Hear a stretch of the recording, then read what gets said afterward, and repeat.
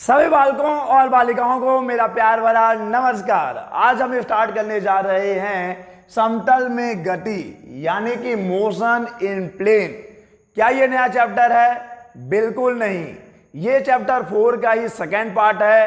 पहले पार्ट में आपने पढ़ा है सदिशों का विश्लेषण और सेकेंड पार्ट में हम पढ़ेंगे समतल में गति। और आज के इस लेक्चर में हम जानेंगे कि अगर कोई कण किसी समतल में गति कर रही है तो उसके लिए विस्थापन, वेग और त्वरण का स्वरूप क्या होगा। विस्थापन, वेग और त्वरण को द्विविमीय गति यानी कि समतल में गति के लिए किस प्रकार व्यक्त किया जाएगा। तो आइए मेरे साथ चलिए। हम जानते हैं कि जब भी कोई कण यानी कि वस्तु यानी कि पिंड एक सीधी रेखा में गति करती है, चलिए एक सीधी रेखा ले लेते हैं, ये रहा सीधी रेखा। जब भी कोई कण एक सीधी रेखा में गति करता है तो उसे हम कहते हैं एक सरल रेखा में गति, और यही है एक विमीय गति। कौन सा गति है बच्चा? ये एक विमीय गति जो आप पीछे पढ़ चुके हैं, ये है एक विमीय गति। और आपको ध्यान होगा कि जब भी कोई कण किसी सरल रेखा में गति करता है यानी कि एक विमीय गति करता है तो उसका केवल एक निर्देशांक चेंज होता है। यानी कि देखिए, हम किसी भी कण की स्थिति को एक्स वाई जेड के टर्म्स में दिखाते हैं ना बच्चा। तो मान लीजिए किसी क्षण वो पी पे थी और कुछ समय के बाद वो कहाँ पहुंच गई? पी डैश में पहुंच गई। उसकी गति एक विमीय गति है, सरल रेखा में गति है। तो अब आप बताइए उसका कौन कौन सा निर्देशांक चेंज होगा। अभी ये x की दिशा में गति कर रहा है तो केवल x निर्देशांक ही चेंज होगा, बाकी y और z क्या रहेंगे बच्चा? y और z एक समान रहेंगे। तो ये आपको पता है, ये आपको अच्छे से पता है कि जब भी कोई कण एक सीधी रेखा में गति करता है यानी कि सरल रेखा में गति करता है यानी कि एक विमीय गति करता है तो उसके निर्देशांक में केवल, अगर वो x दिशा में गति कर रहा है तो x कोऑर्डिनेट चेंज होगा, अगर वो y दिशा में गति कर रहा होगा तो y निर्देशांक चेंज होगा, और अगर वो z दिशा में गति करेगा, z यहाँ पर बाहर की तरफ होगा, अगर वो z दिशा में गति करेगा तो z निर्देशांक चेंज होगा। लेकिन हमको बात करनी है समतल में गति की। हमको किसकी बात करनी है बच्चा? समतल में गति। चलिए बना लेते हैं, ये x हो गया, ये y हो गया, और यहाँ पे हम z भी बना लेते हैं समझाने के लिए, x y z। तो समतल में गति समझने से पहले आप समतल को समझिए। समतल क्या होगा? देखिए बच्चा, ये x एक्सिस है, ये y एक्सिस है, और ये z इधर नहीं है, z बाहर की तरफ है। ओके, तो ये जो तल बनेगा ये कौन सा तल होगा? ये x y समतल होगा। ओके, और ये जो तल बनेगा x और z के बीच में, ये कौन सा तल होगा? ये x और z तल होगा। और y और z के बीच में कौन सा तल होगा? y और z के बीच में y z तल होगा।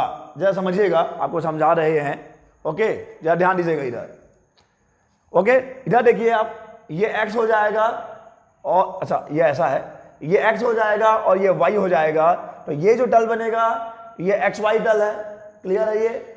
और अगर इसकी बात करें तो ये हो जाएगा x और ये बाहर की तरफ निकला है y। तो ये तल कौन सा तल हो जाएगा? ये हो जाएगा y z समतल हो जाएगा। और अगर इसकी बात करें तो देखिए ये y है और ये बाहर की तरफ z निकला है, तो ये कौन सा तल हो जाएगा? ये हो जाएगा आपका y z समतल। तो अब अगर आपका कण किसी भी एक समतल में गति कर रहा है, या तो x y में, या तो x z में, या तो y z में, तो जिस भी समतल में गति करेगा उसके कोऑर्डिनेट्स चेंज होंगे, उसके निर्देशांक चेंज होंगे। तो चलिए मान लेते हैं कि हमारा कण एक्स वाई समतल में गति कर रहा। आपको क्लियर हो गया ना? नहीं हुआ तो रुकिए, एक और तरीका है आपको समझाने का, तो टाइम लगेगा लेकिन ध्यान दीजिएगा। मान लीजिए ये y है और ये x है और ये z है बच्चा। जरा ध्यान दीजिएगा, रुकिएगा थोड़ा सा। ये देखिए, तो ये जो समतल बनेगा, ये जो समतल देखिए, ये समतल कौन सा समतल है? ये एक्स वाई समतल है। ये हो जाएगा एक्स वाई समतल। और ये समतल कौन सा होगा? देखिए जरा, ये एक्चुअली में ऐसा है। तो ये जो समतल बनेगा ये हो जाएगा एक्स और जेड समतल, और ये जो समतल बनेगा देखिए जरा, आपको ऐसा समझिए, ये जो समतल बनेगा ये कौन सा समतल है, ये वाई जेड समतल है। तो अब आपका पिंड ये समतल में भी गति कर सकता है, पिंड यानी कि वस्तु यानी कि कण, जो भी आपको लेना ले सकते हैं, तो इस समतल में भी गति कर सकता है, लेकिन समतल में ही होना चाहिए, उसको ऐसे आकाश में नहीं उड़ना है, वो त्रिविमीय गति में आ जाएगा। अभी हम समतल में गति की बात कर रहे हैं, यानी कि द्विविमीय गति की बात कर रहे हैं, तो इस गति में केवल 2 कोऑर्डिनेट चेंज होंगे। अगर वो एक्स वाई समतल में गति करेगा तो एक्स वाई चेंज होगा, जेड वही रहेगा, और अगर वो एक्स जेड समतल में गति करेगा तो एक्स और जेड चेंज होगा, वाई वही रहेगा, और अगर वो वाई और जेड समतल में गति करेगा तो वाई और जेड कोऑर्डिनेट चेंज होंगे, बाकी एक्स वही रहेगा। तो हम जनरली क्या लेंगे, एक्स वाई ही लेंगे। क्लियर है ये? तो ये हम इस समतल की बात कर रहे हैं, और देखो मेरा बोर्ड वर्टिकल है तो मेरा plane X Y plane vertical आ गया। आप ऐसा ले सकते हैं कि ये एक्स है ये वाई है, तो आपका एक्स वाई प्लेन ये हो जाएगा, कोई दिक्कत नहीं, आपकी कॉपी ऐसे है ना, तो आप वैसे भी ले सकते हैं। तो चलिए आगे बढ़ते हैं कि अब मान लेते हैं कि हमारा पिंड किसी समतल में गति कर रहा है। ठीक है, चलो मान लिया कि एक सांप है जो रेंग रहा है जमीन पर, अब वो एक की दिशा में गति नहीं करेगा, उसका मन करे इधर जा सकता है, इधर जा सकता है, इधर कहीं भी जा सकता है। ठीक है, हम ये मान रहे हैं कि वो आकाश में उड़ नहीं रहा है, उड़ भी सकता है कभी कभी, लेकिन हम उसकी उपेक्षा कर रहे हैं, बस हम ये मान रहे हैं कि वो जमीन में रेंग रहा है। तो ये गति कौन सी गति हो जाएगी, ये समतल में गति हो जाएगी, और समतल में गति होने पर 2 निर्देशांक चेंज होंगे, ये याद रखना है, 2 निर्देशांक चेंज होंगे, 2 निर्देशांक चेंज लिख देते हैं। 2 निर्देशांक चेंज होने का मतलब समझिए, अगर वो एक्स वाई समतल में है तो एक्स और वाई दोनों चेंज होगा, वाई जेड में है तो वाई और जेड दोनों चेंज होगा, एक्स और जेड में है तो एक्स और जेड दोनों चेंज होगा। लेकिन जब हम बात करते हैं एक विमीय गति की, तो इसमें केवल एक निर्देशांक ही चेंज होता है, एक्स डैश, वाई वही है, जेड भी वही रहेगा। क्लियर है? ये एक विमीय गति है, और यहां पे मैं किसकी बात कर रहा हूं, द्विविमीय गति, यानी कि समतल में गति की हम लोग बात करेंगे। ओके, चलिए अब ये मानते हुए कि एक वस्तु एक पिंड किसी समतल में गति कर रही है, उसके लिए हम लोग पहले बात करते हैं कि स्थिति सदिश कैसा होगा, पोजीशन वेक्टर कैसा होगा। तो चलिए हम एक्स वाई प्लेन की बात करते हैं, और मान लेते हैं कि हमारा कण, हमारा पिंड, हमारी वस्तु ये किसी भी क्षण पर कहां पे है, किसी भी क्षण इस बिंदु P पर है, किसी भी टाइम पर, किसी भी टाइम T पर वो बिंदु P पर है, और इस बिंदु P का कोऑर्डिनेट है एक्स वाई। ठीक है, अभी हम चेंज की बात नहीं कर रहे कि कहां से कहां पहुंचा है, कहां से कहां जा रहा है, हम बस ये बता रहे हैं कि इतने बज के इतने सेकंड पे वो कहां पर है, यानी टाइम T पर कहां पे बच्चा, हम बात कर रहे हैं टाइम T पर, एट टाइम T। हम टाइम इंटरवल में नहीं बता रहे हैं ना, हम किसी टाइम T पर बात कर रहे हैं। तो मान लिया कि हमारा कण बिंदु P पर है, जिसका निर्देशांक एक्स वाई है, और अब आपने सदिशों के विश्लेषण वाले चैप्टर में, सदिश वाले चैप्टर हालांकि यही था, और सदिश वाले भाग में आपने स्थिति सदिश पढ़ा है। स्थिति सदिश क्या होता है बच्चा, स्थिति सदिश वह सदिश होता है जो किसी भी क्षण किसी कण की स्थिति बताता है मूल बिंदु के सापेक्ष। ये रहा मूल बिंदु O, तो आपका जो स्थिति सदिश होगा वो क्या करता है, स्थिति सदिश मूल बिंदु के सापेक्ष किसी भी कण की स्थिति बताता है, किसी भी क्षण पर, किसी भी टाइम पर, किसी भी इंस्टेंट पर।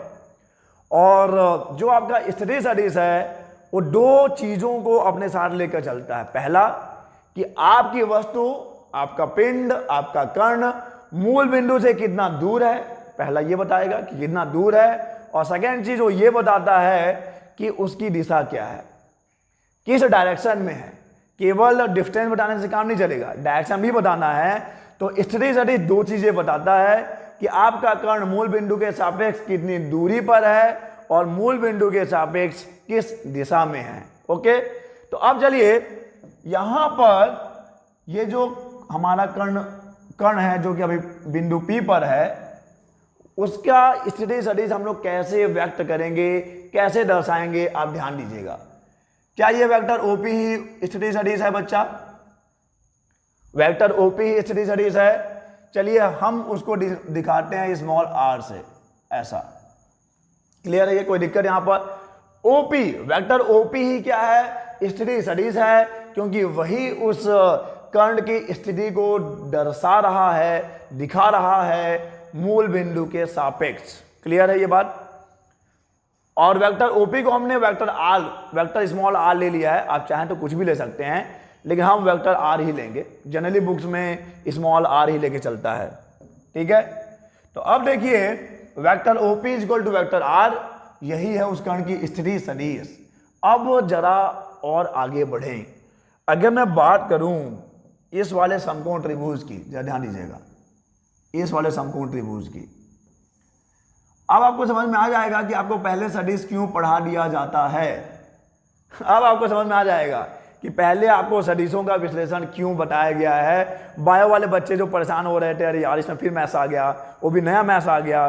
पहले तो इंटीग्रेशन और डिफरेंशिएशन की बात हो रही थी, और अब यहाँ पे वेक्टर्स भी हम लोगों को पढ़ा रहे हैं। बच्चा टूल्स हैं, टूल्स हैं यानी औजार हैं, हथियार हैं, जिनके बिना आप फिजिक्स नहीं पढ़ पाते हो, इसलिए आपको पढ़ाना पड़ता है।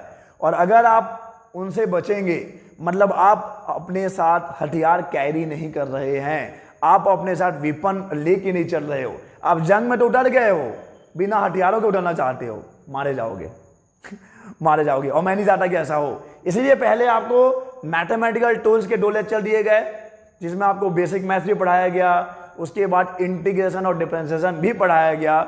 मुझे नहीं पता कि आपने उसे पढ़ा कि नहीं, लेकिन आपको पढ़ना चाहिए बच्चा, उसके बिना आप फिजिक्स में कैसे आगे बढ़ोगे।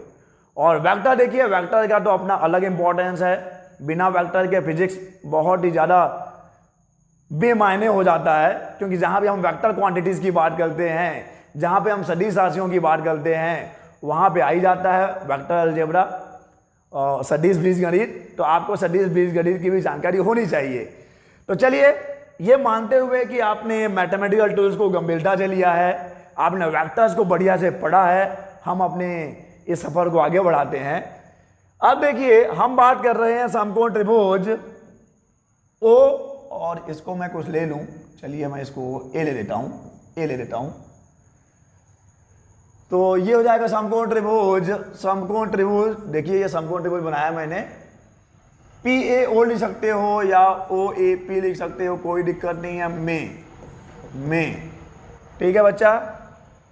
अब मैं यहां पे लगा दूंगा सदिशों के योग का त्रिभुज नियम, बहुत आसानी से लगा दूंगा। तो ये जो वेक्टर ओपी है, यही तो रिजल्टेंट है। देखिए जरा, वेक्टर ओपी ये किसके इक्वल आएगा? देखिए इस वेक्टर ओ ए के इक्वल आएगा, मतलब vector O A plus vector O A plus vector A P. याद है ना त्रिभुजों के योग का और सदिशों के योग का त्रिभुज नियम। Vector O A vector A P, इन दोनों का योग किसके बराबर? वेक्टर ओ पी के इक्वल। अब देखिए वेक्टर ओ पी क्या है? वेक्टर ओ पी तो वेक्टर आर है। वेक्टर ओ ए है X I cap, X I cap. आपको पता है आई कैप क्या है? एक्स की दिशा में जो एकांक सदिश है वो वाई कैप है, और वाई की दिशा में जो एकांक सदिश है वो जे कैप है। और अब बताइए एक्स वाई क्या है?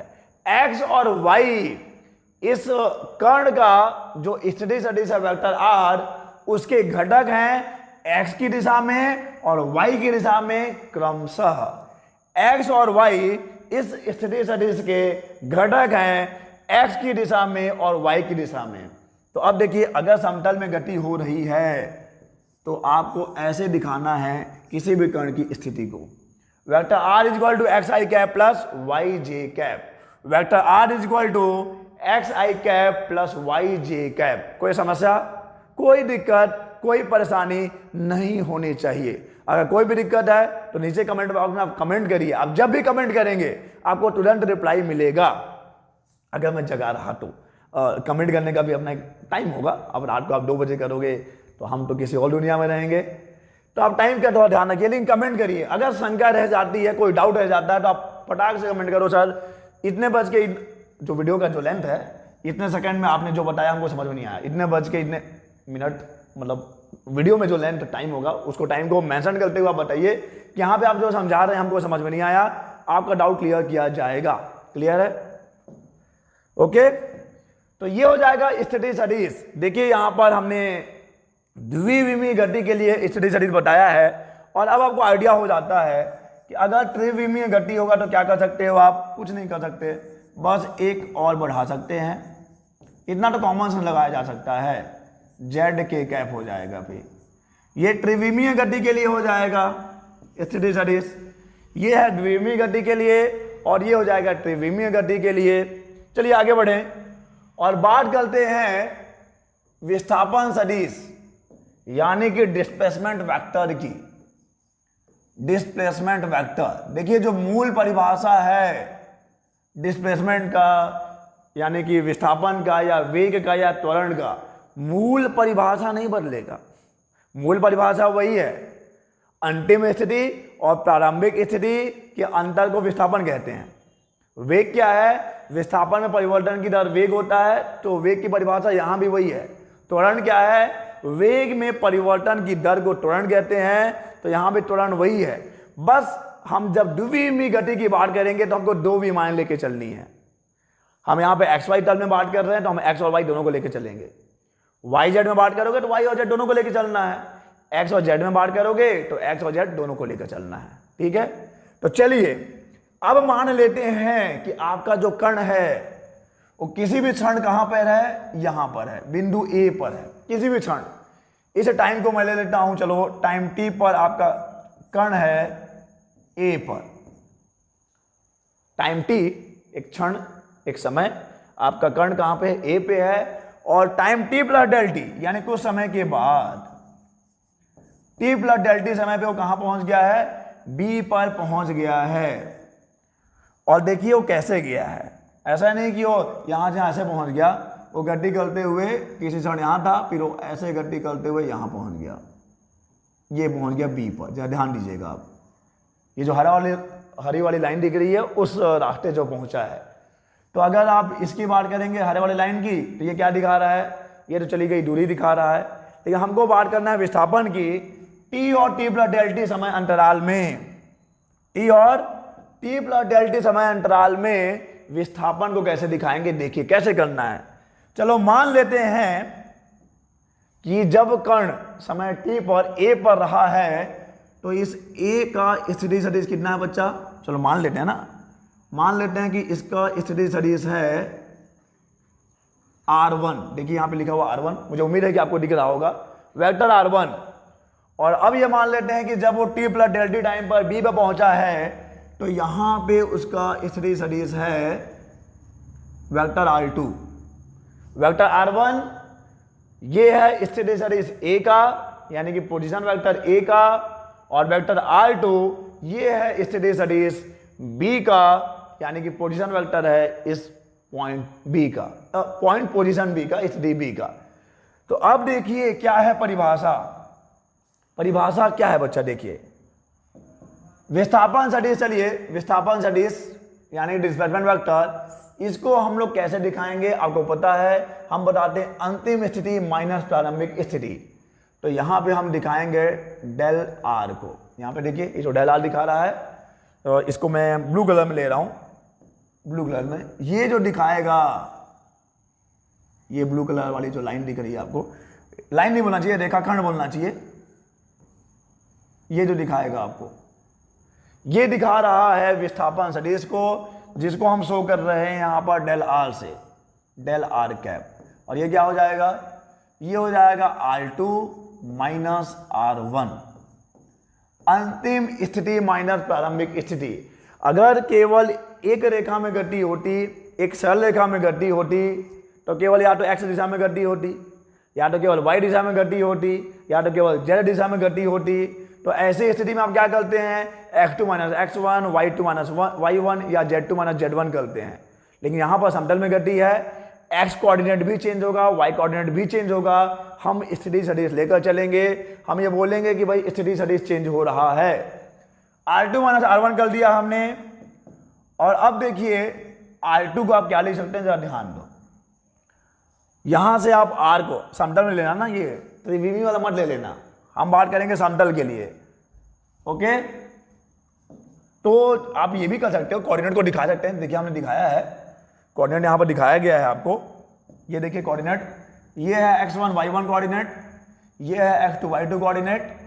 तो जब आप बात करोगे इस a के स्थिति सदिश की तो कैसे लिखा जाएगा, ये a का स्थिति सदिश लिखा जाएगा कुछ ऐसे, x1 i cap plus y1 j cap, ये हो गया। अच्छा ये तो पहले R2 लिखना है, सॉरी R2 लिखना है तो 2 लिख लीजिए, पहले R2 लिखना है 2 लिख लीजिए, कोई दिक्कत नहीं ना, गलतियां हो जाती हैं बच्चे, गलतियां हो जाती हैं। x2 i cap plus y2 j cap, minus कर देना है R1 को x1 i cap plus y1 j cap, और क्यों ना अब हम लोग क्या करें, i और i j और j को एक साथ लिख लें, तो ये हो जाएगा x2 minus x1, x2 minus x1, ये हो गया i cap plus y2 minus y1, और ये हो गया j cap. x2 minus x1 को क्या आप डेल x लिख सकते हो, बिल्कुल लिख सकते हैं, तो ये हो जाएगा del x i cap plus del y j cap, और ये हो जाएगा कौन सा वेक्टर है बच्चा, ये है डिस्प्लेसमेंट वेक्टर। डिस्प्लेसमेंट वेक्टर यानी कि विस्थापन सदिश, विस्थापन सदिश ऐसे लिखेंगे आप विस्थापन सदिश को।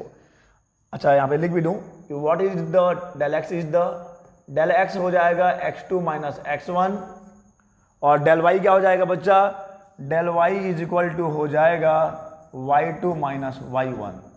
तो अब आप ये समझ सकते हैं कि डेल x क्या है, डेल x x की दिशा का विस्थापन है, डेल y y की दिशा का विस्थापन है, और जब आप डेल r दिखाएंगे ऐसा यानी कि आप द्विविमीय गति की बात कर रहे हैं। दिक्कत यहां पर नहीं होना चाहिए, क्यों होगा दिक्कत, फिर से समझ लो, अगर कोई दिक्कत है तो फिर समझ लीजिए। मान लेते हैं कि समय t पर आपका कण a पर है और t प्लस डेल टी, कुछ समय के बाद आपका कण पहुंच गया b पर, a का स्थिति सदिश लिखा जाएगा x1 i cap plus y1 j cap, b का स्थिति सदिश लिखा जाएगा x2 i cap plus y2 j cap. अंतिम स्थिति माइनस प्रारंभिक स्थिति सॉल्व कर लीजिए, आपको मिल गया विस्थापन सदिश द्विविमीय गति के लिए, ओके, डिस्प्लेसमेंट वेक्टर। चलिए आगे बढ़ेंगे और अब बात करते हैं औसत वेग की। तो बच्चा जैसा मैंने अभी आपको बताया था कि आप एक विमीय गति की बात करो या द्विविमीय गति की बात करो या त्रिविमीय गति की बात करो, जो मूल परिभाषा है उसमें कोई परिवर्तन नहीं होगा। तो औसत वेग क्या होता है, फॉर्मूला बताइए, मैं इंग्लिश में लिख देता हूं, एवरेज वेलोसिटी। एवरेज वेलोसिटी यानी कि औसत वेग। एवरेज वेलोसिटी क्या होता है बच्चा, total displacement, total displacement, total displacement divided by total time, total time, okay, ठीक है। तो अभी आपने पीछे देखा कि भाई टाइम टी पर आपका कर्ण तो कहां पे था, ए पे था, टाइम टी पे आपका टी प्लस डेल टी पर कहां पे था, वो बी पे था। तो यहां पे टाइम इंटरवल कितना हो जाएगा, T plus del T minus T, यानी कि टाइम इंटरवल हो गया डेल टी, और डेल टी में टोटल विस्थापन कितना हुआ है, डेल आर हुआ है। अगर स्थिति सदिश में बात करें तो डेल आर हुआ है, ध्यान दीजिए, ये है डेल टी का, T plus del T minus करेंगे आपको समय अंतराल मिलेगा डेल टी, और डेल टी में विस्थापन कितना है बच्चा, डेल आर है। डेल टी में विस्थापन कितना है, डेल आर है। तो यहां पे टोटल, अच्छा इसको आप दिखा देंगे वी एवरेज, और हम बात कर रहे हैं वेक्टर की, तो वेक्टर दिखाना पड़ेगा। टोटल डिस्प्लेसमेंट हो जाएगा del R divided by total time हो जाएगा डेल टी। तो परिभाषा तो वही है, परिभाषा में हमने कोई परिवर्तन नहीं किया, बस लिखने का तरीका आपको सीखना है, और ये लेक्चर आपको लिखने का तरीका सिखाने के लिए ही है। इस लेक्चर में ऐसा कोई बहुत इंपॉर्टेंट टॉपिक हम कवर नहीं कर रहे हैं, लेकिन ये बेस है, ये आधार है, ये चीज़ें आपको सीखनी जरूरी हैं, भले से एग्जाम में आए या ना आए, लेकिन सीखनी जरूरी हैं। जब आप आगे पढ़ेंगे, जब आप प्रोजेक्टाइल मोशन पढ़ेंगे, प्रक्षेप गति पढ़ेंगे, जो कि समतल में गति का सबसे इंपॉर्टेंट टॉपिक है, मैक्सिमम क्वेश्चंस आपको इस चैप्टर से वहीं से मिलेंगे, प्रोजेक्टाइल मोशन से ही मिलेंगे आपको सवाल। लेकिन प्रोजेक्टाइल मोशन को पढ़ना है, प्रोजेक्टाइल मोशन एक समतल में गति है, तो समतल में गति का आपको जानकारी होना चाहिए। तो del R upon del T, तो क्या मैं यहाँ पे डेल आर की वैल्यू नहीं रख सकता? रख सकता हूं। क्या है देख लीजिए, del x I cap plus del Y J cap. क्या लिख सकते हैं इसको? ये हो जाएगा del x I cap plus del Y J cap. बड़े आराम से पढ़िए यार, मजे लेके पढ़िए, लोड नहीं लेना है। खेलने में लोड लेते हो क्या? नहीं, मजा आता है, खेलते हैं। पढ़ो ना भाई, मजे के लिए पढ़ो। देखो अभी मैं क्या कमाल करता हूं, डेल टी से भाग तो हो ही रहा है, भाग दे दिया। अलग अलग भाग दे सकता हूं कि नहीं? क्यों नहीं दे सकता भाई? मेरा मर्जी, मेरी मर्जी, मेरा नहीं मेरी मर्जी, क्योंकि मर्जी शायद स्त्रीलिंग है ना। तो ये हो जाएगा del X upon del T, और ये आई कैप तो है ही है, del Y upon del T, और ये जे कैप तो है ही है। और मैं निकाल रहा हूं एवरेज वेलोसिटी, एवरेज, क्योंकि मैंने लिया है टाइम इंटरवल में लिया है। जब भी हम समय अंतराल में बात करते हैं तो हमको औसत ही मिलता है, हमको एवरेज ही मिलता है। क्या आप del X by del T को, del X by del T को क्या वी एक्स लिख सकते हो? लिख सकते हैं ना वी एक्स? हाँ लिख सकते हैं। डायरेक्शन बताने के लिए हमारे पास एकांक सदिश है, इसलिए हम वहां पर डायरेक्शन नहीं बताएंगे। Del X by del T V X हो जाएगा, del Y upon del T V Y हो जाएगा। यहां पे रख दीजिए उसको। तो आपको एवरेज वेलोसिटी मिल गया है V X I cap plus V Y J cap. ठीक है, तो ये हो जाएगा आपका औसत वेलोसिटी यानी कि एवरेज वेलोसिटी। द्विविमीय गति के लिए वी एक्स क्या है, वी वाई क्या है? तो इस वेलोसिटी का जो आपका वेग है उसका एक्स दिशा का घटक है और वाई दिशा का घटक है। एक्स डायरेक्शन का कंपोनेंट, वाई डायरेक्शन का कंपोनेंट, कोई दिक्कत वाली बात ही नहीं होती है। और चलिए अब बात करते हैं हम लोग तात्क्षणिक वेग की। तात्क्षणिक वेग यानी कि इंस्टेंटेनियस वेलोसिटी की। किसी क्षण पर हम लोग वेग की बात करेंगे। आपको पता है क्योंकि हमने ये सारी चीजें डिस्कस करी हुई हैं। तो अब देखिए तात्क्षणिक वेग आप कैसे निकालेंगे? Instantaneous velocity, instantaneous. आपको क्या करना है?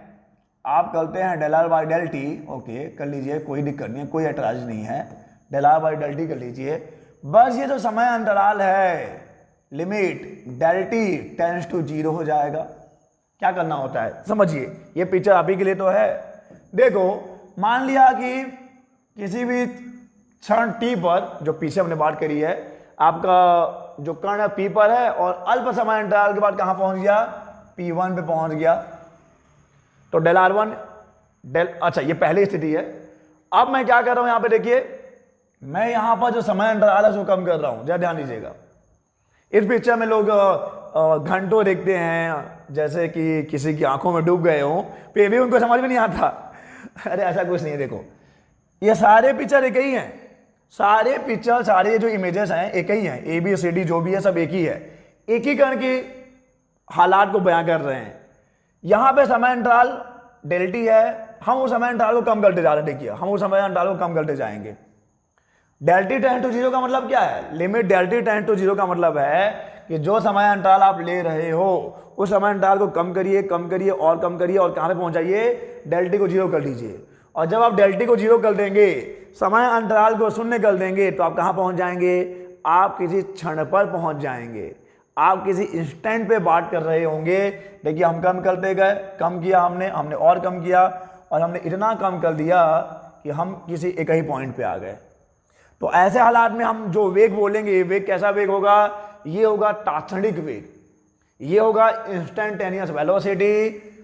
तो जब हम लोग डेल टी टेंड टू 0 करते हैं, तो जो डेल है क्या हो जाता है? डी आर हो जाता है। बच्चा भूले तो नहीं हो ना? इंस्टेंटेनियस रेट ऑफ चेंज, ये है तात्क्षणिक परिवर्तन की दर है। अब आपको कुछ करना नहीं है, जो आर की वैल्यू है रख दीजिए। आर की वैल्यू क्या निकाला आपने? देखिए आर की वैल्यू जो आपने यहां पे रखी है वही रखना है। देख लीजिए कहां है आर, ये तो डेल आर है। आपको क्या रखना है? आपको आर रखना है ना, तो आप ये रख सकते हैं, वेक्टर आर को रख दीजिए। तो आर क्या है बच्चा? आर है X I cap plus Y J cap. ठीक है, ये जब आप limit del T tend to 0 करेंगे तो डेल्टा क्या हो जाएगा? डी आर हो जाएगा। दोनों एक ही है यार, ये भी परिवर्तन की दर को दिखाता है, ये भी परिवर्तन की दर को ही दिखाता है, लेकिन ये समय अंतराल में दिखाता है। डेल आर जो है वो किस में दिखाता है, ये समय अंतराल में दिखाता है, और ये जो है किसी क्षण पर दिखाता है, जहां पे आप डी लिख देते हैं। ये हमने चीजें पढ़ी हुई हैं, जब हमने अवकल गणित पढ़ा था तो वहां पे आपको बताया गया था कि इसका भौतिक अर्थ क्या है। अब यहाँ पे इसको आप dx बाई dt लिख सकते हैं, ये आई कैप हो जाएगा। इसको आप dy बाई dt लिख सकते हैं, ये जे कैप हो जाएगा। तो ये हो जाएगा vx आई कैप प्लस vy जे कैप, और ये आपको मिल गया v इंस्टेंटेनियस। बस याद रखिएगा ये vx जो है वो x दिशा का घटक है, vy जो है y दिशा का घटक है, वेग का ना, वेग का x दिशा में घटक, वेग का y दिशा में घटक। लेकिन ये भी कैसा है, ये भी कैसा है बच्चा, ये भी इंस्टेंटेनियस है, ये भी इंस्टेंटेनियस है, याद रखिएगा। क्लियर है ये? तो ये हो गया आपका तात्क्षणिक वेग। और इस पिक्चर से आप समझिए हम समय अंतराल को कम करते जा रहे हैं, कम करते जा रहे हैं, और हम आ गए किसी क्षण पर। तो अगर किसी भी क्षण पर आप वेग की बात करेंगे तो क्या है, वो तात्क्षणिक वेग है, कोई समस्या ही नहीं है। चलिए आगे बढ़ेंगे और अब बात करते हैं औसत त्वरण यानी कि एवरेज एक्सीलरेशन की। एक्सीलरेशन का जो मूल परिभाषा है क्या होता है बच्चा, चलो आपके सांत्वना के लिए यहाँ पे मैं ऐसा लिख दूं, होता क्या है, वेग में परिवर्तन, चेंज इन वेलोसिटी, वेग में परिवर्तन बटा क्या, वेग में परिवर्तन बटा समयांतराल, समयांतराल, वेग में परिवर्तन बटा समयांतराल। ठीक है, वेग में परिवर्तन बटा समयांतराल। तो अब बताइए वेग में परिवर्तन को आप कैसे दिखाएंगे, वेग में परिवर्तन को आप कैसे दिखा सकते हैं, डेल वी को दिखा सकते हैं डिवाइडेड बाय किसको दिखा सकते हैं, डेल टी। यही तो हो जाएगा एवरेज एक्सीलरेशन। ओके, अब मान लो कि पहला जो वेलोसिटी है वही आपको टाइम ले लीजिए, टाइम t1 पर, टाइम t1 या t2 ना करते हुए आप इसको t लेते हैं और इसको t प्लस डेल टी देते हैं।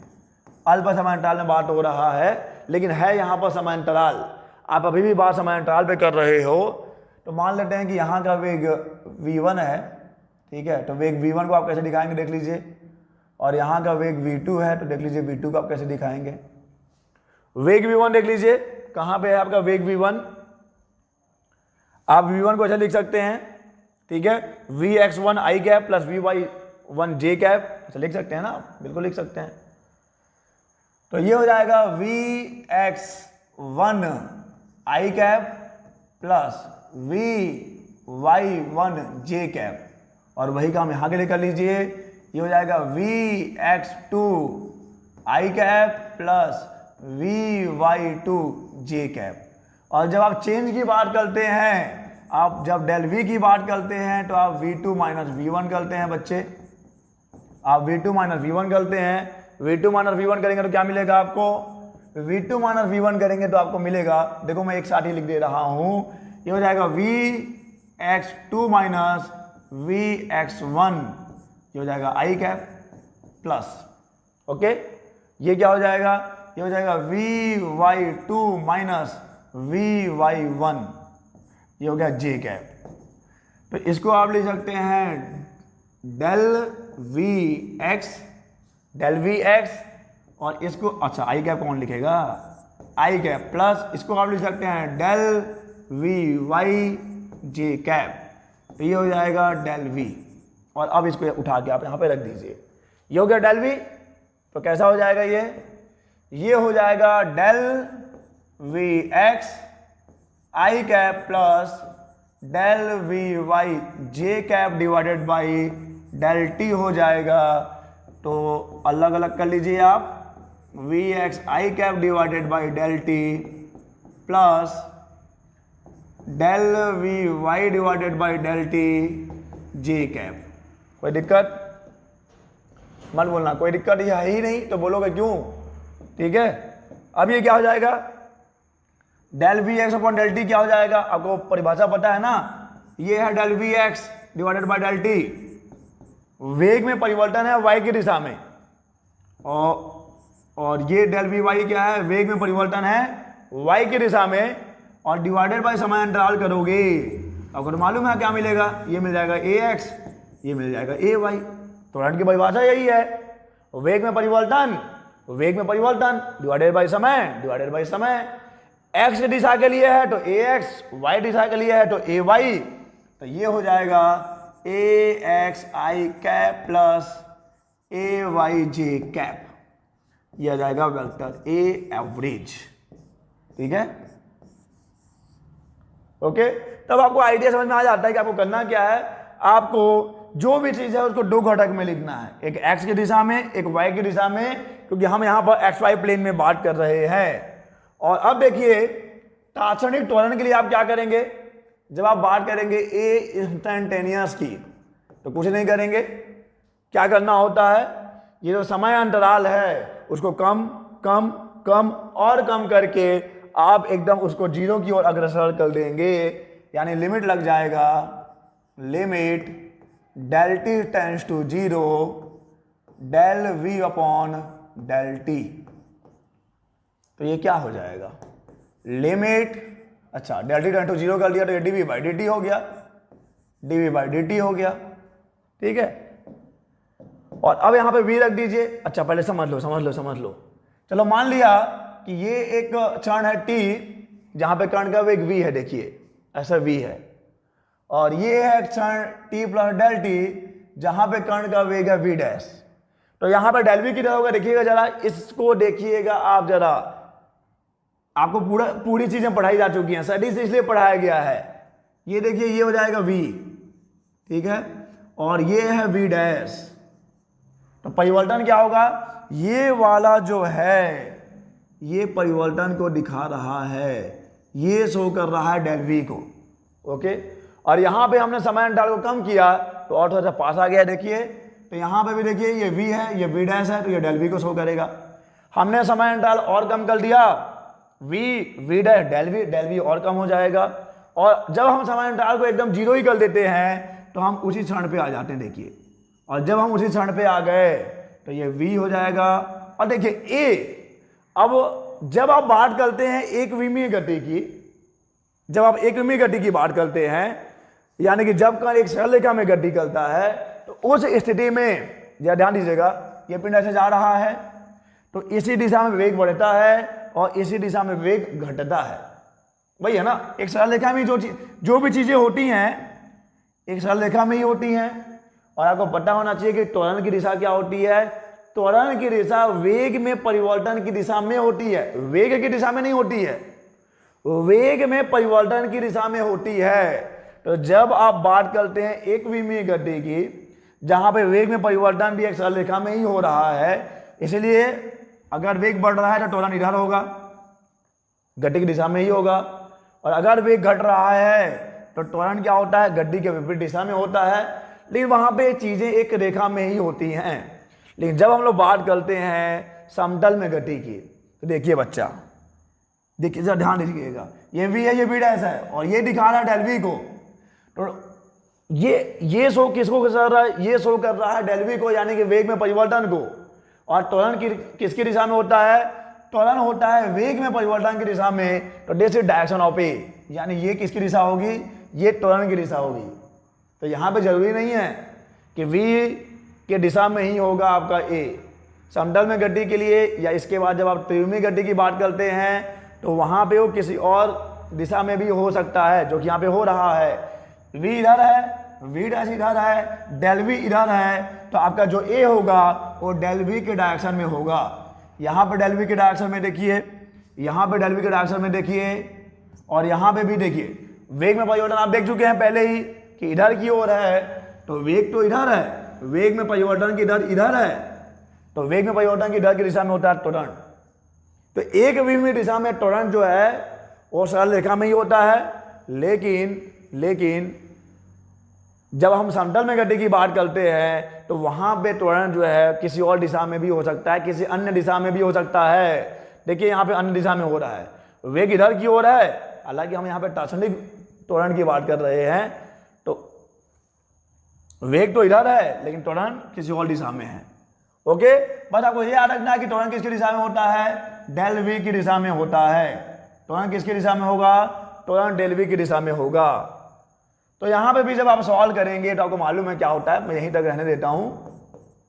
ओके, तो आपको दो चीजें मिल जाती हैं, वी इंस्टेंटेनियस क्या मिल जाएगा देख लीजिए, वी इंस्टेंटेनियस मिल जाएगा डी, ये वेक्टर है, आपको मिल जाएगा D R by D T, और ए इंस्टेंटेनियस मिल जाएगा D V by D T.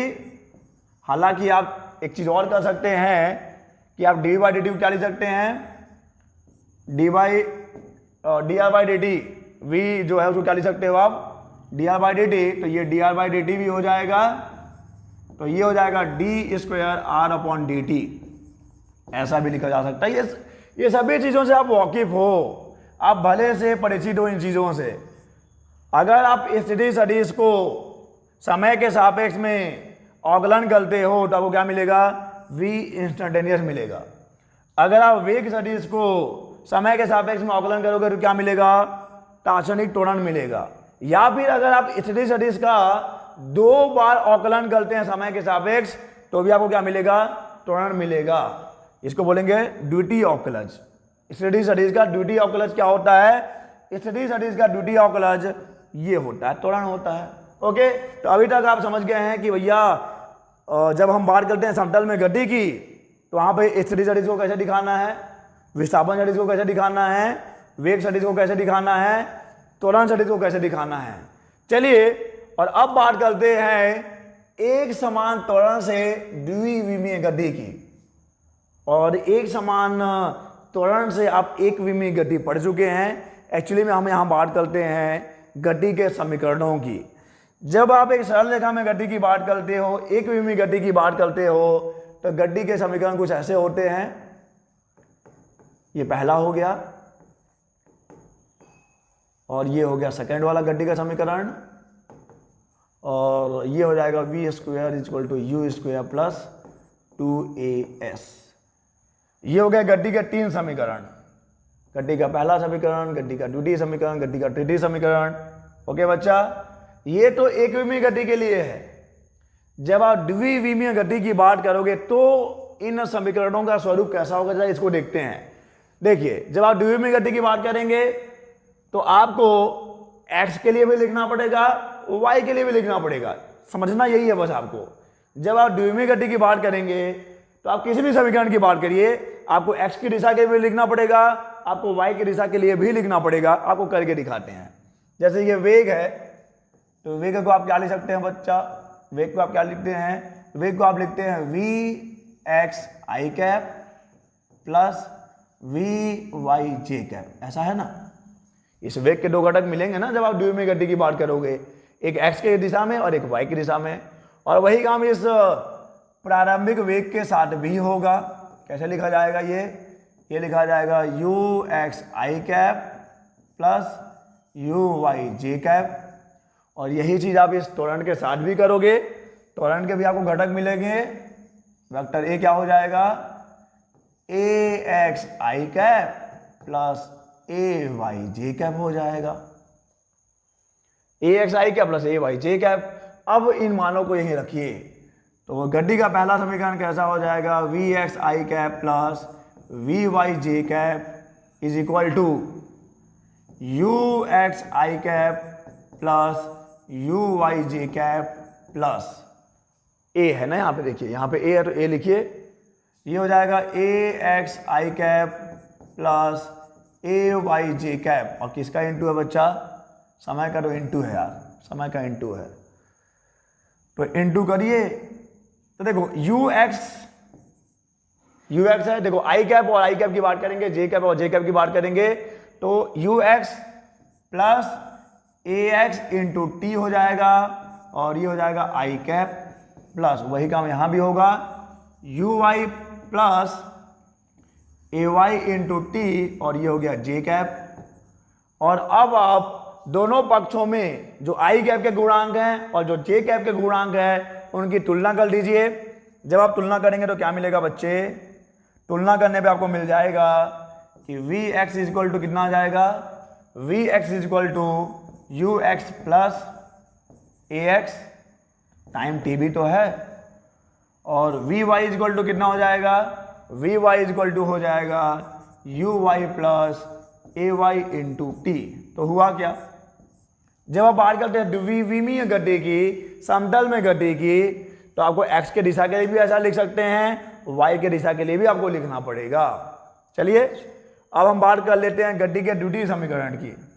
Okay, गति के द्वितीय समीकरण देखिए क्या होता है। गति का द्वितीय समीकरण बच्चा ये होता है s is equal to U T plus half A T square, s is equal to U T plus half A T square. और s क्या है, विस्थापन है। यहां पे हम विस्थापन सदिश की बात करेंगे, क्या लिखोगे आप, vector r minus vector r not. अंतिम स्थिति माइनस प्रारंभिक स्थिति, आप इसको क्या लिख सकते हैं, r2 माइनस r1 भी लिख सकते हो। मैं पहले को जीरो लिया हूं तो ऐसा लिखा जा सकता है, vector r minus r not. कोई दिक्कत यहां पर, vector r minus r not, तो वेक्टर r क्या हो जाएगा, ये हो जाएगा x I cap plus Y J cap.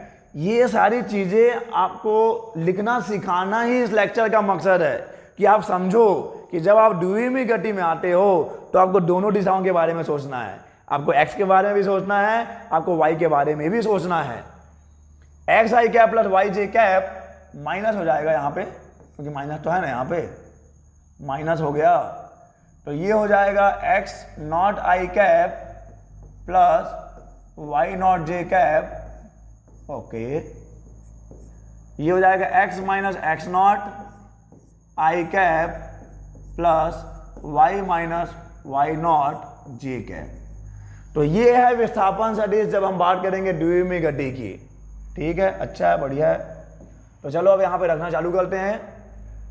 s की वैल्यू रखिए, तो क्या रखेंगे आप, x माइनस एक्स जीरो रखेंगे, इधर रखेंगे I cap plus Y minus Y naught, इधर रखेंगे आप J cap is equal to U. तो मालूम आपको क्या रखना है, यू एक्स, आपको x के लिए भी रखना है, आपको y के लिए भी रखना है ना। तो U X I cap plus U Y J cap रख दीजिए। होए होए होए होए, U X I cap plus U Y J cap, और टाइम का इंटू है तो टाइम का इंटू कर दो ना, कोई दिक्कत नहीं है, प्लस 1/2 है a, इसको भी सदिश के रूप में लिखना पड़ेगा, दो घटकों के रूप में, a X I cap plus A Y J cap, और टाइम का इंटू कर दीजिए, है ना। अच्छा, टाइम का स्क्वायर का इंटू होता है ना। चलो फिर अब देखिए क्या हो जाएगा, ये U X I cap plus U Y J cap T. तो देखो अब मैं आई और आई को एक साथ ले रहा हूं, और जे और जे को एक साथ ले रहा हूं, शॉर्ट में कर रहा हूं, आप भी कर लोगे। यू एक्स और टी का इंटू हो जाएगा T plus 1/2 A X T square, और साथ में है ये आई कैप का गुणांक हो जाएगा। और यही आप किसके लिए लिख लेंगे, यही आप y के लिए भी लिख लेंगे, तो ये हो जाएगा U Y T plus half A Y T square, और किसका कैप है, ये जे कैप है। तुलना कर लीजिए आप, आई कैप और जे कैप के गुणांकों की तुलना कर लीजिए, तो आपको मिल जाएगा x minus X naught is equal to U X T plus 1/2 A X T square. Okay, और ये हो जाएगा y minus Y naught is equal to U Y T plus 1/2 A Y T square. हमने क्या किया है, हमने आई cap और जे कैप के गुणांकों की तुलना की है। तो देखिए ये हो जाएगा आपका गति का द्वितीय समीकरण x के लिए, और ये हो जाएगा गति का द्वितीय समीकरण किसके लिए, y के लिए। किसी भी क्षण पे स्थिति निकालनी है तो कैसे कर सकते हो, x is equal to X zero plus U X T plus 1/2 A X T square कर सकते हैं। y निकालना है तो क्या कर सकते हो आप, y naught plus U Y T plus 1/2 A Y T square कर सकते हो। ये हो जाएगा देखिए, और यही काम आप लास्ट में आप किसके लिए कर लोगे, लास्ट में आप गति का जो तृतीय समीकरण है बच्चा, कौन सा है भाई, v square is equal to U square plus 2as। तो इसको तो आप डायरेक्ट कर सकते हो, कैसे, v को कैसे लिख देंगे, पहले इसको लिखना है आपको x के लिए, पहले इसको आप x के लिए लिख लीजिए, तो ये हो जाएगा वी एक्स का स्क्वायर और ये हो जाएगा यू एक्स का स्क्वायर प्लस 2ax। यहाँ क्या लिखेंगे आप, यहाँ क्या लिखेंगे, यहाँ आप लिखेंगे x माइनस एक्स नॉट। याद रखिएगा यहाँ पे x माइनस एक्स नॉट होगा, विस्थापन की बात करेंगे तो। और यहाँ पे क्या हो जाएगा, वी वाई का square is equal to U Y का square plus 2ay y minus Y not.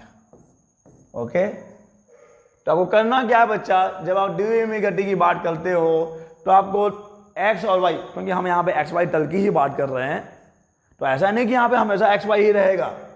अगर आप x z तल की बात करोगे तो x और z के फॉर्म में लिख सकते हो, y और z की बात करोगे तो y और z के फॉर्म में लिखना पड़ेगा। हालांकि हमारा काम x y चल जाएगा, ठीक है। चलिए भाई, और अब यहाँ पे हम सॉल्व करेंगे कुछ न्यूमेरिकल्स, क्योंकि बहुत ज़्यादा कुछ आपको जानकारी दी जा चुकी है। चलिए देखते हैं कि आप उन जानकारियों का इस्तेमाल कितने अच्छे तरीके से करते हैं। तो ये है हमारा सवाल कि किसी कण की स्थिति निम्न समीकरण द्वारा दी जाती है। तो बच्चा हमको क्या मिला है, हमको मिला है स्थिति सदिश 3ti cap plus 2t square j cap plus 5k cap. ये है स्थिति सदिश। अब आपको करना क्या है, अच्छा जहां मीटर में तथा t सेकंड में है, एक्चुअली में r की बात होगी, r मीटर में है, यहाँ पे मिसिंग है, बहुत सारी चीज़ें मिसिंग थी। आपको पता चल ही गया होगा कि मैं उन चीज़ों को लिख रहा था बीच में वीडियो कट है यहाँ पर। तो r मीटर में है और t सेकंड में है। तो निम्न की गणना कीजिए बच्चा। समय t पर वेग व त्वरण निकालना है, समय t पर। चलो निकाल लेते हैं समय t पर। तो निकालना कोई बड़ी बात नहीं है। आपको पता है वेग कैसे निकालेंगे। वेग निकालने के लिए आपको करना क्या होता है, अगर आपको वेग निकालना है तो आपको करना ये है कि आपको आपको तो वेग निकालना है तो आप dr/dt कर देंगे। अगर आप स्थिति सदिश का समय के सापेक्ष में एक बार अवकलन करेंगे तो आपको वेग मिल जाएगा। कर लीजिए आप, dr/dt इज इक्वल टू कितना, तो d/dt। अब आपको बस अवकलन आना चाहिए, बाकी कोई दिक्कत नहीं है। ये हो जाएगा 3ti cap plus 2t square j cap plus 5k cap. Okay बच्चा, अब ये अलग अलग वितरित हो जाएगा। तो ये देखिए हो जाएगा d/dt 3ti cap plus d/dt 2t square j cap plus d/dt 5k cap. कोई समस्या यहाँ पर, जिसको भी अवकलन आता है ना बच्चा उसको कोई दिक्कत नहीं है। तो ये वेग निकल रहा है, वेग कितना आ रहा है देखिए, 3 कांस्टेंट है बाहर आ जाएगा, 3 कांस्टेंट है बाहर आ जाएगा। और देखिए आई कैप को इस अवकलन से कुछ लेना नहीं है, आई कैप भी बाहर ही आ जाएगा। लेकिन पहले इस टी का देख लेते हैं क्या होगा। आपको फॉर्मूला पता है बच्चा, फॉर्मूला क्या था, d/dx ऑफ x क्या होता है, हमेशा 1 होता है। d/dx ऑफ x क्या होता है, 1 होता है, यानी कि d/dt ऑफ t क्या हो जाएगा, 1 हो जाएगा। तो यहाँ पे आपको केवल मिलेगा 3i cap. d/dx of x केवल फॉर्मूले याद रखने होते हैं बच्चे, d/dx of x is equal to 1, so d/dt of t is equal to 1। और i कैप तो है ही वहां पर, और केवल डायरेक्शन बताने के लिए है बच्चा। d/dt 2 तो बाहर आ जाएगा, अच्छा 2 बाहर आएगा, लेकिन d/dt ऑफ t स्क्वायर क्या होगा, फॉर्मूला याद है क्या, d/dx of x square is equal to 2x हो जाएगा, क्योंकि d/dx ऑफ xn क्या होता है, nxn माइनस 1 होता है। तो 2 है यहाँ पर, तो 2x 2 माइनस 1 1, यहाँ पे t है, t का स्क्वायर है, तो 2 दूनी 4 लिख देते हैं ना इसको, 4t लिख देते हैं। और j कैप तो बस डायरेक्शन बताने के लिए है। ये कांस्टेंट है बच्चा, 5 कांस्टेंट है, उसके साथ t नहीं है, अकेला है मारा जाएगा, अकेला जाएगा तो मारा जाएगा। तो ये हो जाएगा 0k कैप, 0k कैप, ठीक है। k कैप तो बस डायरेक्शन बताने के लिए है, परिमाण शून्य है। तो यहां पर वेग मिल गया आपको, ये है वेग। अगर आप उसको ना लिखें तो केवल इतना लिख सकते हैं कि 3i cap plus 4tj cap, ये है वेग। किसी भी क्षण पे वेग है 3i cap plus 4tj cap. त्वरण निकाल लेते हैं। त्वरण के लिए क्या करना होता है बच्चा, अगर आपको त्वरण निकालना है, एक्सेलरेशन निकालना है, तो आप क्या करेंगे, d/dt ऑफ वेलोसिटी कर देंगे। D by D T of velocity, velocity कितना है देखिए, वेलोसिटी आया हुआ है 3i cap plus 40j cap, 3i cap plus 40j cap. Okay, यहां भी वही है, ये तो शून्य हो जाएगा, अकेला है, यहाँ पे 4 बाहर आ जाएगा, D by D T of T 1 हो जाएगा, तो हो जाएगा 4j कैप वेक्टर ए। देख रहा है आपको बच्चा, जे कैप है यानी कि त्वरण किस डायरेक्शन में है, त्वरण जो है, अच्छा हम यूनिट लिखना भूल रहे हैं, हम यूनिट लिख सकते हैं, इसका यूनिट हो जाएगा मीटर पर सेकेंड, इसका यूनिट हो जाएगा मीटर पर सेकेंड स्क्वायर, ठीक है ना, क्योंकि आपको जो स्थिति है वो मीटर में दिया हुआ है, टाइम सेकंड में दिया हुआ है, तो अब चलिए कोई दिक्कत नहीं है। तो यह क्या वेक्टर ए 4j कैप, देखो यहां से क्या क्या पता चल रहा है इस समीकरण से, 3i कैप, i कैप किसकी दिशा में होता है, x की दिशा में होता है, तो x की दिशा में जो वेग है वो किस पे निर्भर नहीं कर रहा, टाइम पे निर्भर नहीं कर रहा है, क्योंकि वो यहां पर टाइम है नहीं ना। y की दिशा में जो वेग है वो टाइम पे निर्भर कर रहा है, और z की दिशा में तो वेग है ही नहीं z की दिशा में गति हो ही नहीं रही है, शून्य है। और जब आप त्वरण की बात करेंगे तो त्वरण केवल किस दिशा में है, j कैप यानी कि केवल y की दिशा में है। ओके, तो पहला पार्ट तो हमने हल कर लिया, क्वेश्चन का जो पहला पार्ट है कि समय t पर वेग और त्वरण निकालिए, तो हमने वेग निकाल लिया, हमने त्वरण निकाल लिया। अब हम आते हैं सवाल के सेकंड वाले पार्ट में। सेकंड वाले पार्ट में करना क्या है आपको time t equal to 1 second पर वेग का परिमाण निकालना है, time t equal to 1 second पर वेग का परिमाण निकालना है और उसकी दिशा बतानी है, ठीक है। किसी भी क्षण पे वेग कितना है बच्चा, किसी भी क्षण पे वेग कितना है, किसी भी क्षण पे वेग कितना है ना, 3i cap plus 40j cap, 3i cap plus 40j cap, यही तो है तात्क्षणिक वेग, किसी भी क्षण पे है। अब हमको करना क्या है, t इक्वल टू 1 सेकेंड पे निकालना है, तो जहां पे t है वहां पे 1 रख दीजिए, निकल जाएगा।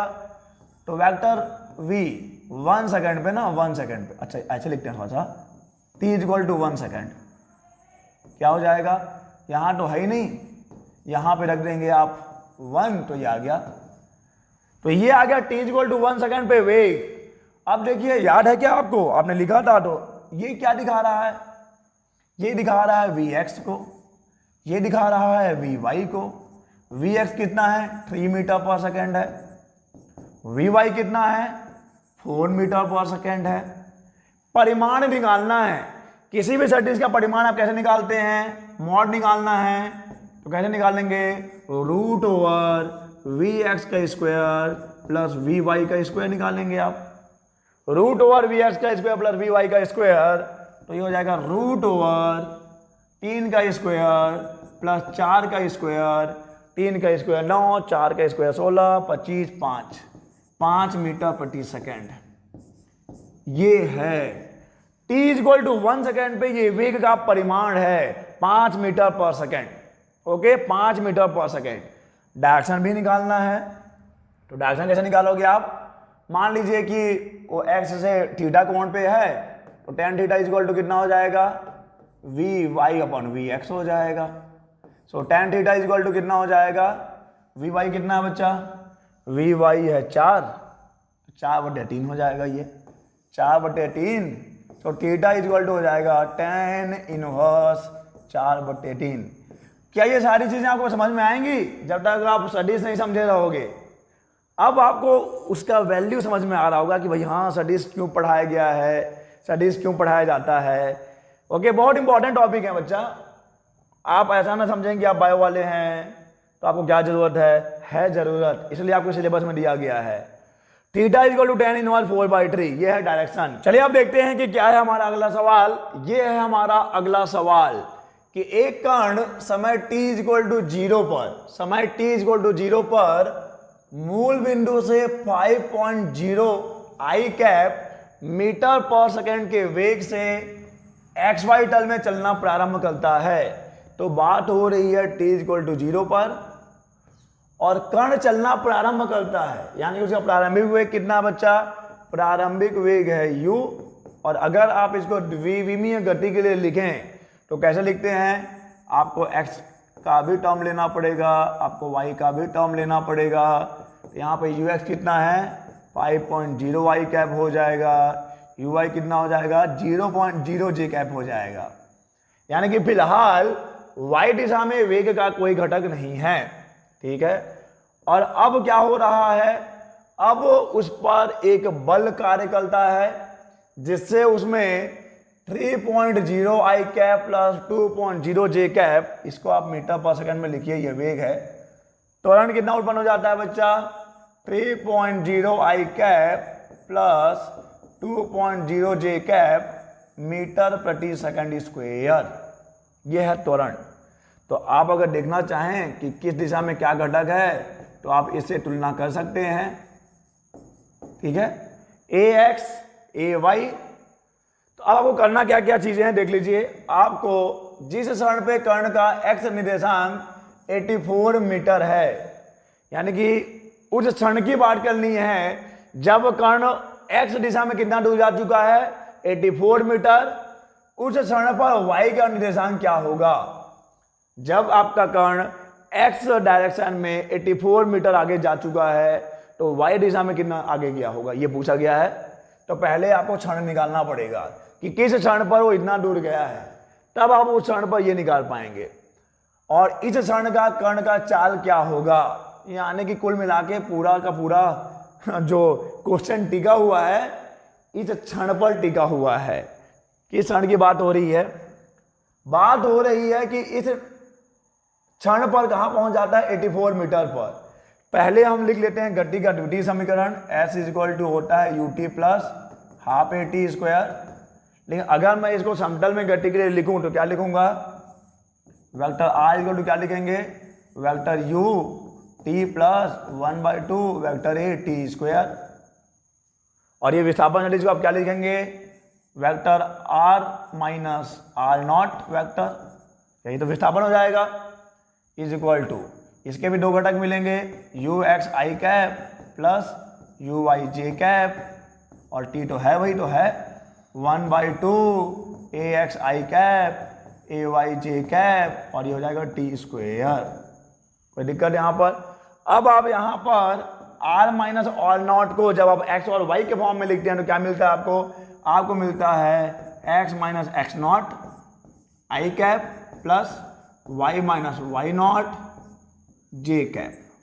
क्लियर, ये हमने किया है ना, ये हमने किया है x minus x not i cap plus y minus y not j cap. और अब देखिए इसको भी आप अलग अलग कर लीजिए, x जो i का कोफिशिएंट है, जो i के गुणांक है i कैप ना, i कैप के गुणांकों को एक साथ ले आइए, y कैप के गुणांकों को एक साथ ले जाइए, क्या मिलेगा आपको ux t plus 1/2 ax T square, और ये हो जाएगा आई कैप प्लस, यही चीज वाई के लिए लिख लो ना यार, U Y T plus 1/2 A Y T square, किसके लिए, ये हो गया जे cap.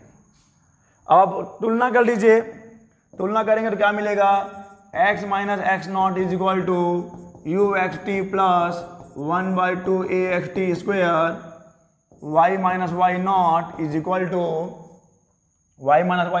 To U Y T plus 1/2 A Y T square, X minus X naught Y minus Y not.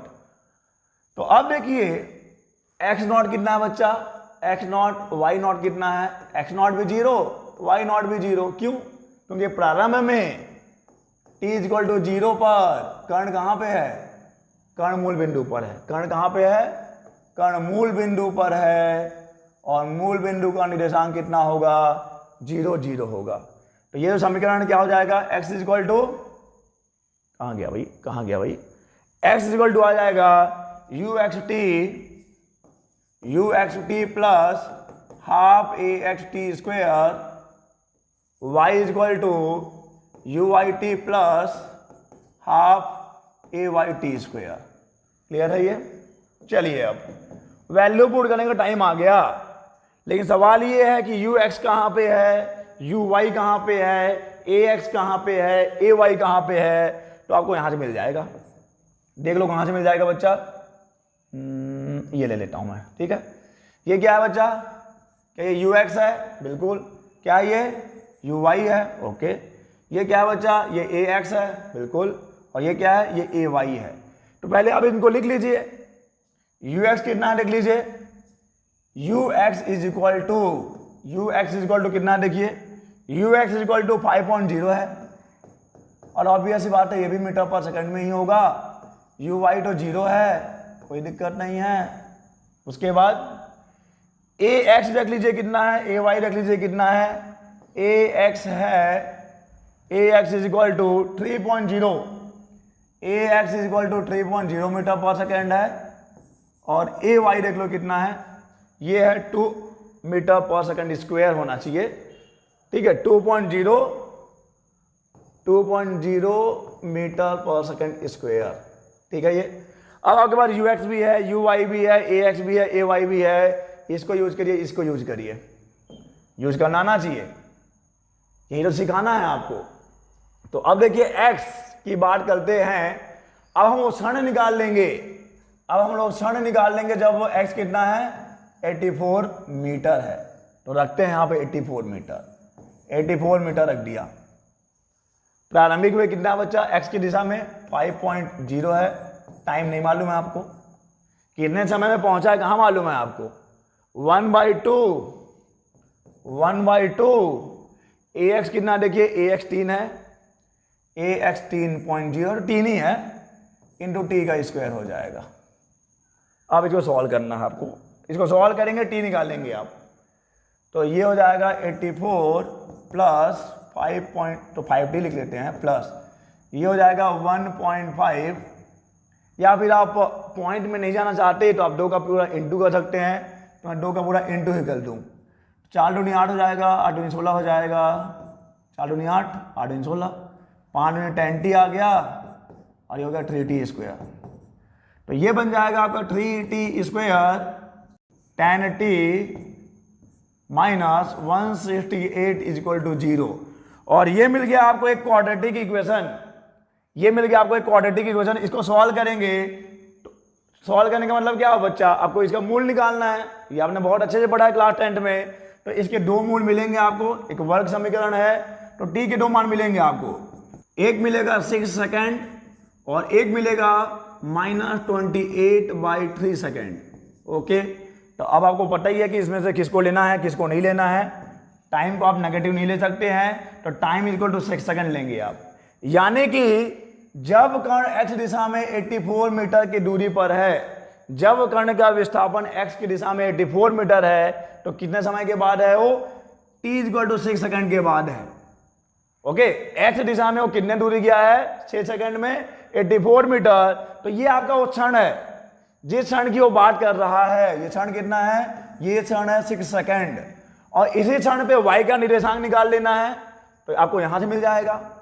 इसी क्षण पर y का निर्देशांक निकाल लीजिए, तो y is equal to U Y कितना है, यू वाई तो बच्चा यू वाई तो 0 है, तो 0 हो गया, प्लस 1/2 ए वाई कितना है, 2 है, और ये हो जाएगा 6 का स्क्वायर, तो 2 से 2 खत्म, तो y इज इक्वल टू आ जाएगा 36 metre, y is equal to आ जाएगा 36 मीटर, यानी कि जब वो x की दिशा में 84 मीटर आगे जा चुका है, तो y की दिशा में कितना दूर आगे गया है, y की दिशा में 36 मीटर आगे गया है। क्लियर है ये, डन। यहां पर तो कुछ करना नहीं था, आपको पहले वो टाइम निकाल लेना था, वो क्षण निकाल लेना था जब वो x की दिशा में 84 मीटर गया है।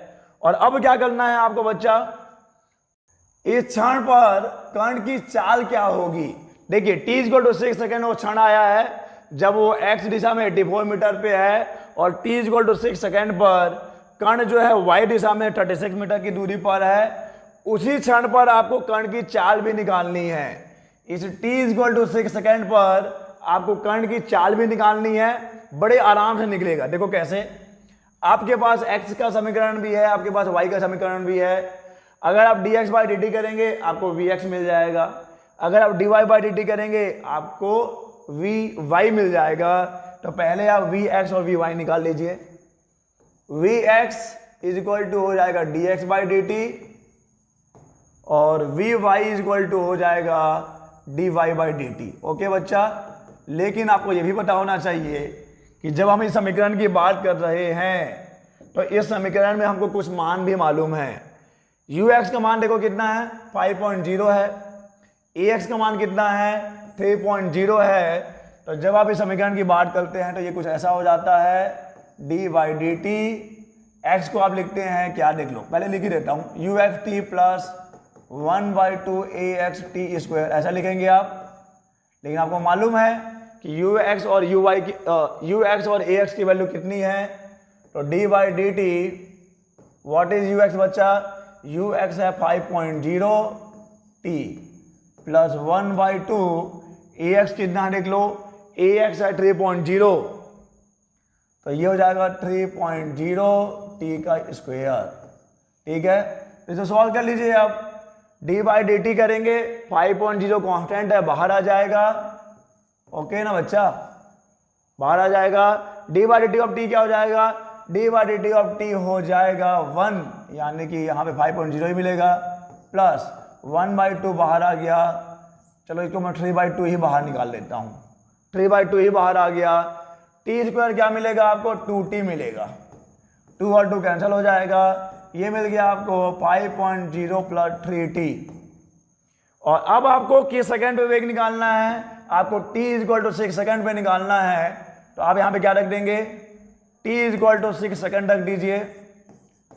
t इक्वल टू 6 सेकंड पे आपको vx कितना मिलेगा, vx इक्वल टू मिल जाएगा 5.0 प्लस 3 इंटू 6, 6 18 5 23 मीटर पर सेकंड मिल जाएगा। ये है इस सेकंड पर, t इक्वल टू 6 सेकंड पर, इस क्षण पर है x की दिशा का चाल 23 मीटर पर सेकंड। यही काम आप y के लिए भी करिए, तो क्या हो जाएगा बच्चा, d/dt uyt plus 1/2 ayt square हो जाएगा। मान रख दीजिए d/dt, uy कितना है देख लो, uy तो 0 है और ay 2 है, तो ये हो जाएगा 0.t plus 1/2 into 2 into T square. हमने कुछ नहीं किया है, हमने बस uy और ay का मान रख दिया है। तो ये तो 0 ही हो गया, कहानी खत्म, 2 और 2 कैंसिल हो गया, तो ये बच जाएगा आपके पास 2t। 2 और 2 कैंसिल होने के बाद d/dt ऑफ t स्क्वायर कितना आएगा, 2t आएगा। आपको क्या करना है, t इक्वल टू 6 सेकेंड पर देख लीजिए कितना हो जाएगा आपका vy। तो ये हो जाएगा vy इक्वल टू 6 दूनी 12 मीटर पर सेकंड आ गया। आपके पास vx भी है, आपके पास vy भी है। तो अब आप वेग निकाल सकते हैं। कैसे निकालेंगे वेग, वेग कैसे निकालते हैं बच्चा, v इक्वल टू हो जाएगा √ vx का स्क्वायर प्लस vy का स्क्वायर, यही तो निकलेगा ना, √ vx का स्क्वायर प्लस vy का स्क्वायर। तो √ कितना आ गया देख लीजिए, ये आ जाएगा 23 का स्क्वायर प्लस ये आ जाएगा 12 का स्क्वायर। 12 का स्क्वायर कितना होता है मुझे याद है, 144। 23 का स्क्वायर कितना होगा, 23 का स्क्वायर हो जाएगा 529। तो यह आपको मिल जाएगा 673। और जब आप इसका रूट निकालेंगे तो ये आपको मिलेगा 25.9 मीटर पर सेकेंड। तो ये आ गया वेग। ये कौन सा वेग है, ये t इक्वल टू 6 सेकेंड पर कर्ण का वेग है। ओके, सफर बहुत लंबा था, एक बार देख लीजिए क्या करना था। सवाल ये था कि जब कर्ण का x का निर्देशांक 84 मीटर है, उस क्षण पर पहले आपको y का निर्देशांक निकालना था और उसी क्षण पे आपको कर्ण का वेग भी निकालना था या कर्ण की चाल निकालना था। ओके, तो आपने क्या किया, पहले समीकरण ले आया। आपने समीकरण लेकर आए हैं x और y, uxt plus half axt square, y equal to uyt plus half at square.